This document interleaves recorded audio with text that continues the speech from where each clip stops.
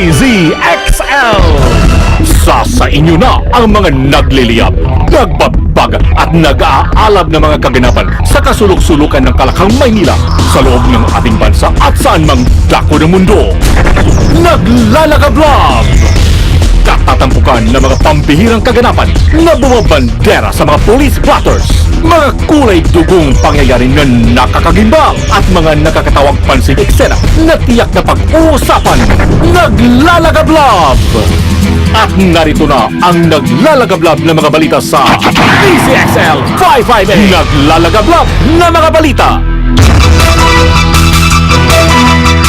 Diretso ang naglalagablab ng mga balita, masama sa ngalan po ni Weng. Ako si Buddy, isa sa mga sugatan sa sunog at pagsabog sa Port Bonifacio. Sumakabilang buhay na.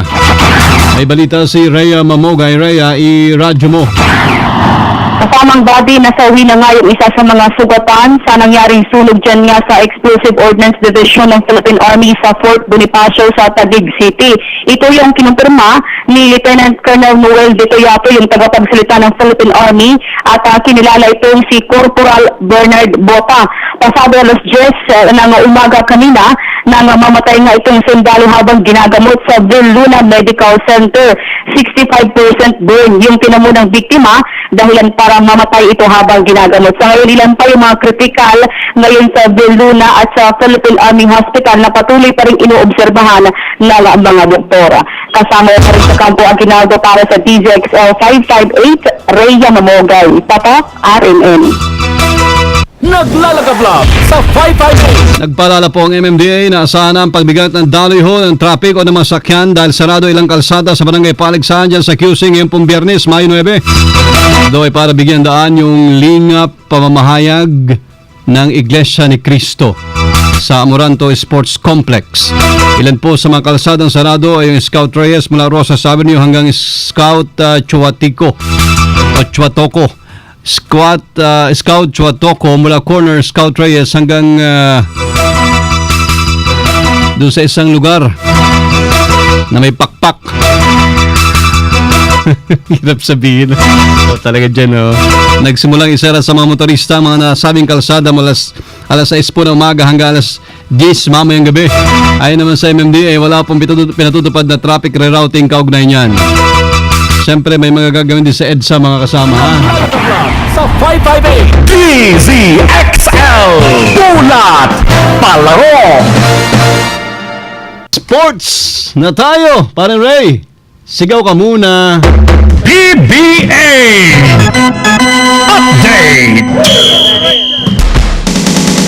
Mas lalo raw hong tatangkilikin ng mga basketball fans kasama sa misteryoso ang Philippine Basketball Association o PBA ngayong pumirma na ng 3 taong kontrata si Manny Pacman Pacquiao bilang hindi lang basta coach mga kasama, playing coach ng bagong kuponang Kia Motors.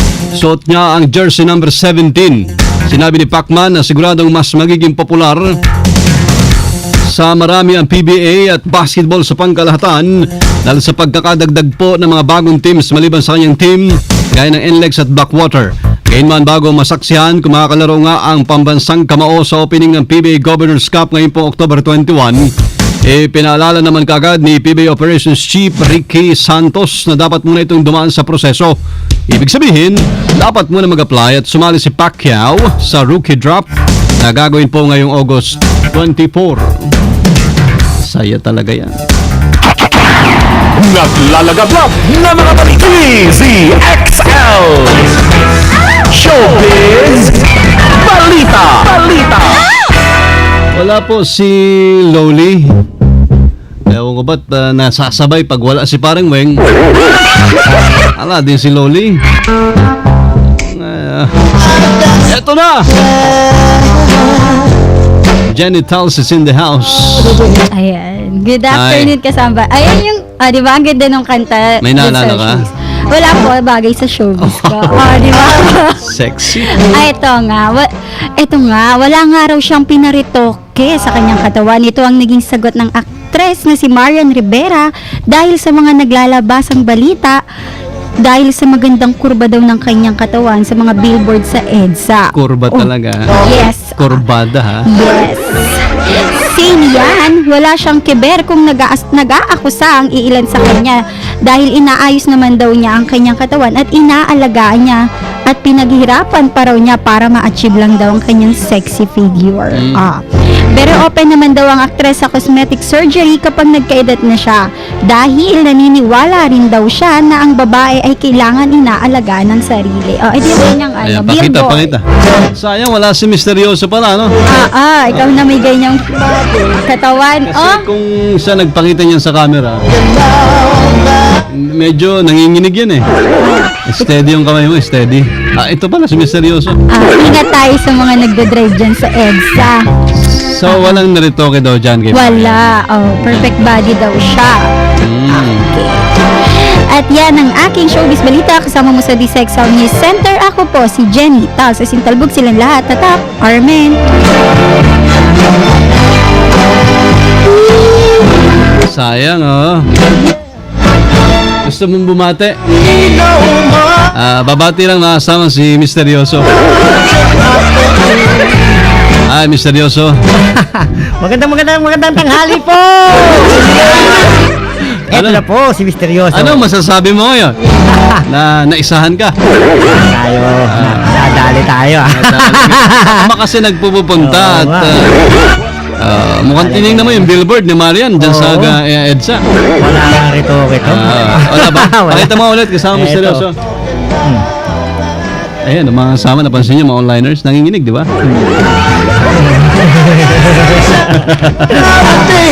Talaga naman si Marian Rivera. Speaking of body beautiful, Misteryoso, sino ba yung idol mo talaga or hinahangaan mo pagdating sa mga kababayan na may magandang pangatawan o hubog ng katawan? Ngayon, sa ngayon, Oo. siyempre si Marian Rivera. Marian pa rin kasi ikaw. kasama nga siya nga ang number one most sexy sa atin sa Ayun. Philippines ngayon. So, siya pa rin talaga. Siya pa rin talaga. Alright. Wala pa siyang nakakaagaw. Walang katapat. Wala pa. Ito na po ang ating balita pang himagas ngayong tanghali! Gas Ito. pang hima. Ito ay galing pa sa UK. Sige. Yan. Ipinagbawal na makisali sa isang kabataan ang isang 5 taong gulang na batang lalaki dahil sa kakaibang hilig nito sa mga damit. Ang batang si Romeo Clark ay may koleksyon ng 100 na klase ng bestida kung saan karamihan pa ay kulay pink at may 8 pares ng high heels na kadalasan rin siyang nag-hair clip.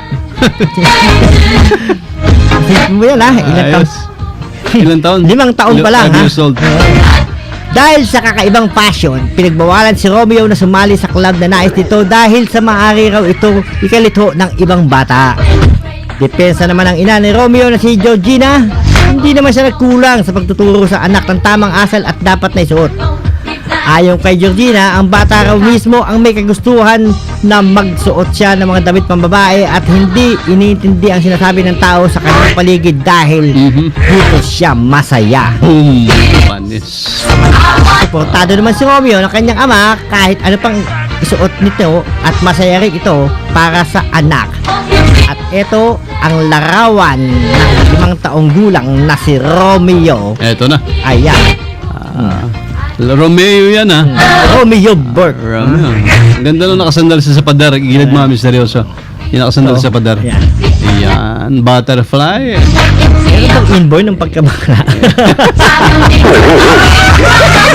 Dahan-dahan ka. Nagtatanong lang po. Ayan. Ayan. Mana-mana daw. Yan po ang ating balita pang himagas ngayon. Galing pa sa UK. Hatid sa inyo ni Misteryoso. Magandang tanghali po. Thank you. Thank you, Misteryoso. Huli man daw ang pagkain, pero masarap pa rin. Happy birthday kahapon. Pero ngayon ang selebrasyon. May kasamang Reggie Dayot natin. Thanks Reggie and happy birthday. Also kahapon birthday ni Miss Rhea Mamogay. Celebration to follow daw. Diretso ang suporta ninyo makasama sa PCSO, Philippine Charity Sweepstakes Office. Digit games nila, loteria, sweepstakes. Ayan. Para matulong din sa bayan.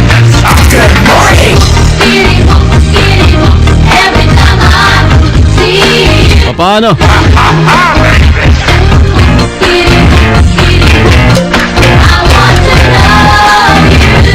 Diretso naglalagablab. Balitang tatak RMN, inyo pong napakinggan today, Friday, weekend mga kasama. Ingat lang po sa biyahe, sa gimmick, at sa paggastos. Naglalagablab na balitang tatak RMN, inyo pong napakinggan sa DCXL 558. Friday afternoon, May 9, 2014.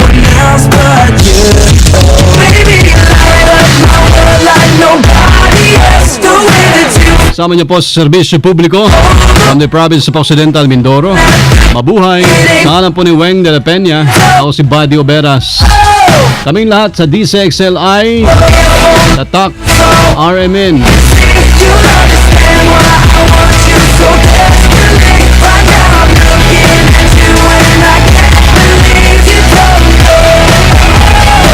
Sumayin niyo ang 15 minutong kalipunan ng mga pinakahuling kaganapan sa Kalakhang, Maynila, sa ating bansa at saan mang dako ng mundo. Naglalagablab! Dito lamang sa Unang Pihit, DZXL 558, ang bagong kasama mo!